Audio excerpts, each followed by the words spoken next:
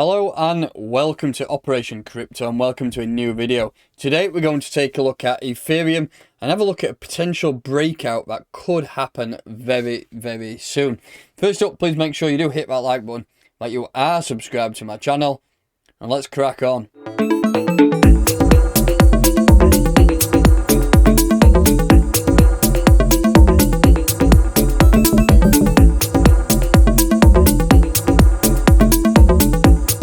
So first up, please make sure you do like this video. With every single like onto this video, you will get into a competition to win a nano hardware wallet. Very similar to this one. This is the X, but I do have a spare X unboxed, which I will give away going towards the end of March. So get smashing that like button. So today we're going to take a look at Ethereum, and there's some massive news which should pretty much start the movement of Ethereum into new all-time highs over the next coming weeks. So major Ethereum gas fee overhaul as EIP 1559 schedule is for July. Originally it was planned for later on. I think it was a proposal that was put forward, and then they said, yeah, we will do it last thing of Ethereum 2.0, but now showing for this July on the London hard fork, which is absolutely massive. It does say here ETH will become a deflationary asset, is now scheduled for the London hard fork in July of this year. So that's about 4 months off, not long to go. So that will be massive. Not good for miners. Miners are getting shafted really, because currently they are making an absolute killing in Ethereum miners, with the fees being insane. But this proposal will sort the fees out, will turn Ethereum into a deflationary asset, and is massive news. If we just take a quick look, if you do not know what EIP 1559 is, it does say it is the final component to Ethereum's economic model. It solves the UX surrounding gas management, but it also does a lot more. Two main things here: it establishes the market rate for block inclusion, and it also burns the majority of ETH in the transaction fee. So once the specific amount, I'm not sure the entire amount, but it does say once that part of the gas fee is burned, that will then turn it into a deflationary asset, what is absolutely massive. So it is looking good. If you want to find anything else further out about EIP 1559, I will drop the link to this document, which is on Medium, in the description of this video. We will just take a brief look over some of the key statistics, what's going on recently. So market cap just shy of $180 billion. Coin price $1,558. We are closing in on 4% up on today's trading. I think the EIP 1559 news coming out is starting to gain a little bit of traction. As we do know, total supply is 114,938,000. That is still growing, as it is a POW network still, but eventually it will be full POS and deflationary, which is what we are aiming to see to get some long-term growth. All-time highs, we did hit $2,036. Significantly, we have made quite a big retracement from them, 23%, when we have dropped even lower. As you can see on the line gram there, we did drop down a significant amount, but as you can see, on the way up, we always have retracement. So this is just a part of a general cycle.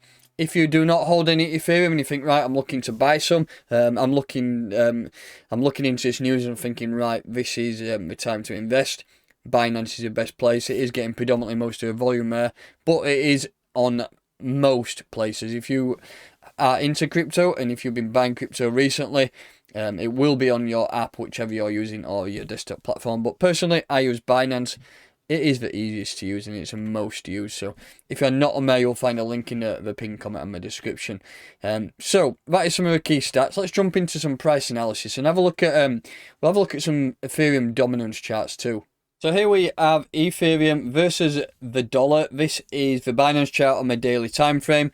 As you can see, I've got the all-time highs marked up there, 2036 it was. And let's just have a look what's happened since then. We have done a bit of a price rejection from that level. That's not just Ethereum, that's the entire market. And you can see we've done a 36% retracement, and now we are on the up. If we just put the fib on that, so if we just take, for example, the move from here, we have done a 50% retracement pretty much to a T. You could just bring that slightly down so it's on the top.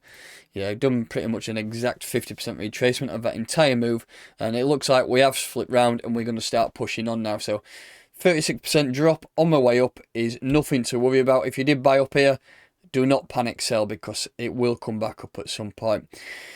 So what we need to do first up is just have a look at some potential areas that you could get to invest. And for this, I'm just going to drop down into a 4-hour time frame. And we will use this latest move, which would you say that's a start and that's a top. So we'll put a fib on from bottom to top, and this will give us some potential levels that we could use to buy in. Personally, if I'm ever looking to buy in, I always target the 382 level and the 6818 level. So you could say potential buys here at $1,433, or we have some potential buys here at 1,519. As you can see, we have wicks into this and we are starting to roll over. So if you do watch this video fairly sharpish, you might scoop some orders at $1,500 around that area. So they are two potential areas for you to invest. And then really what we need to do is start looking higher for the next levels to target. If we just drop back into the daily time frame, so the first major level to break through is the all-time highs at $2,036. I think once we do start breaking up there, what we need to do is just go right back into the weekly time frame. And I want to put a fib on here from this start of the move there, that were the previous all-time highs, down to the bottom, which was there, and it pretty much double bottomed and shot back up. I want to look at some of these fib extensions here. So this is the first level I've got marked up, which is a target at $2,287. I think that's the first major target to get through. Once we do hit that, we may reject, and then we look at them other fib levels up there. We've got some massive targets to go for. That is my price prediction for this year, $5,000. I do believe that will happen at some stage.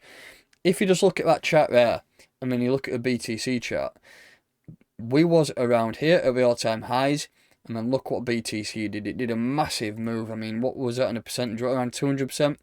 Yeah, 192%. So I do think the same is going to happen here. If you zoom right out, I think we're going to get another 200-300% move, and I do think that we can pretty much target $5,000 by the end of this year. But we got to just keep us feet on the ground first and have a look at some potential levels at 2,287, and then you've got them a nice psychological area at $3,000. So they are my predictions for the year, up at those levels. But just monitor price and see if you can get in here. If you just look at the daily time frame, the MACD is about to flip bullish. As you can see, it looks like we're going to get a crossover on the RSI. And also the histogram is about to tick bullish over the course of the next few days, hopefully, and we can pretty much start to look to target those all-time highs again. So that is Ethereum versus Tether. What we'll do now is look at the Btc pairing. This is massively undervalued. Look at this on the weekly time frame. Zoom right out. 310% to make up before we even hit the all-time highs against the BTC in the Satoshi level. So that will happen at some stage.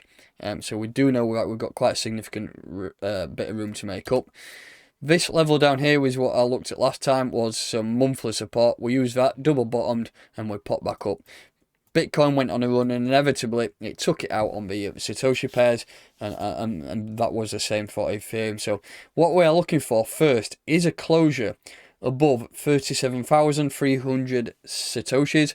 I think once we do break above there and close above there, we can really start to push on and target some of these. I mean, that's the first level to break through there. Let's just put that horizontal ray on. We add a double bottom there. So that is the first major target to break through at 53,700 sats. I think that could be a good level to target. But what I want to first up do is just drop into the 4-hour time frame and have a look at some buy zones. If you've not bought into any yet, and you're thinking that I want to top up in Satoshis, then if BTC goes on another run, it's inevitably going to take it out on the Satoshi pair. So you've got that 382 level there at 31,600 Satoshis, and we also have this level down here at pretty much 30,000 Satoshis. So they are two good levels that you could potentially buy in there. If the market does allow and it does bring us down, I mean, it has been quite wicky on the 4-hour time frame, so you could say we could potentially pick some up if you have some limit orders set at those levels. So that is a couple of buy zones there. First major target to break through is 37,500 sats.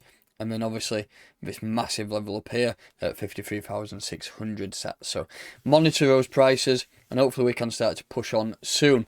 And finally, I will just take a look at the, where is it, the Ethereum dominance chart. This is Ethereum's dominance over the entire market. Just have a zoom out. As you can see, back in 2017, we did pick up to 30% of the entire market volume, which is massive. Currently, we sat at around 12%. For a potential alt season, we need to start pushing back above 20 cent, which is this area here. We pretty much rejected off that and then dropped all the way down. So that is the first major level. I think once we do start breaking above 20% of the entire market volume, which will be massive, then I think we can really start to look towards an alt season. And if we just look at the Btc Dominance, which is this one, this is a setup I've had for a while. I'm looking for, this was the alt season in 2017. We did drop from 71% down to 35%. So I'm looking for the same scenario here again. We need to lose these two levels of support. Well, we've lost that one at 62. The next one to lose is 57. I think once we do lose 57%, the market will start to look good. So that's going to do it for today's analysis on Ethereum. That's some Ethereum news and some price analysis in a USDT and a Satoshi pair. Please make sure that you do hit that like button. Remember, every like in this video is put towards that competition for the Nano hardware wallet. Please make sure you do subscribe to my channel and I'll catch you next time.